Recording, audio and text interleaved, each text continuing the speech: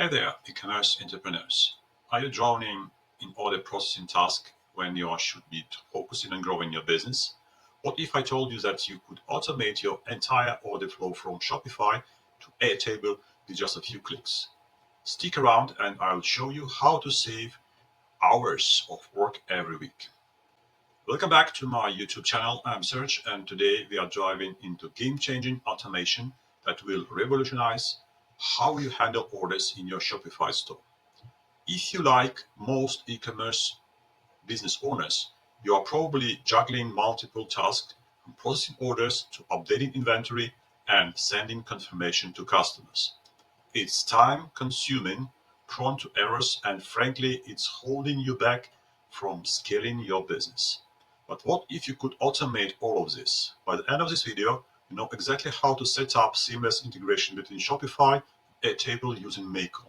This automation will handle new orders, update your inventory, and even send order confirmation, all without your lifting a finger. Let's break this down into three main steps. Step first, setting up the integration between Shopify and Airtable. First, log into your Make.com account, click Create New Scenario, and select Shopify as your trigger. Choose New Orders as event that will kick your automation. So you should connect your Shopify to in Make first, and then it will be webhook will be used for and will be triggered when the order is placed in your Shopify. Next, we connect the Airtable to the in Make and to the created database.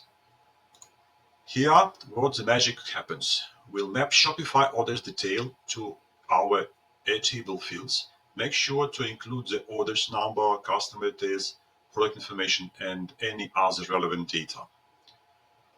So whatever you have received from the Shopify, you can fill in the Airtable form is orders like customers, names, order number, and then the product name and SKU. That will be transferred from the Shopify to the Airtable. The next step 2, it will be automating inventory management. So let's add another Airtable action. This time will be update our inventory table, use the update record.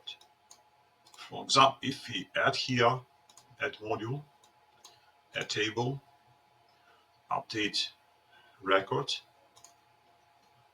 we use the same Shopify connection, use the same database in the Airtable, we select the inventory.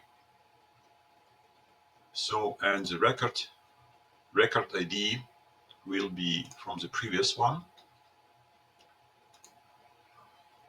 So we can update the quantity here by just adding, deducting one of the one from the ordered numbers. So one of the pro tip you should consider adding a buffer stock level to automatically trigger reorder alert. This way you will never run out of popular items. And step 3, you can connect here the Gmail, for example, or any other email provider that you are using for sending the order confirmation while you received from your Shopify the data about not only the order but the customer. You can put this to Gmail and set it up for sending all this data to your customer.